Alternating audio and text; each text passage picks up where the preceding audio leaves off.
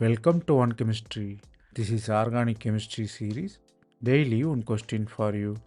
Here pyridine and pyrrole is given. You are reacting with bromine, ethyl alcohol and low temperature. You should find what will be the final product. Here bromination is the reaction step. Both has possibility of bromination, but different condition leads to the different product. You have to look out basically reactivity. Normally pyrrole is more reactive than pyridine because of 5-member ring with 6-member electron, high electron density.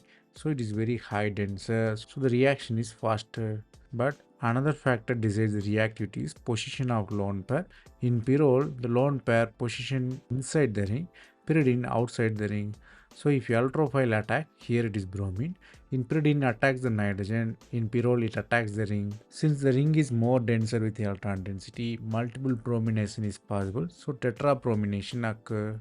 The concept you have to learn here is with one carbon more, both pyrrole and pyridine has different set of reactivity, different set of regioselectivity.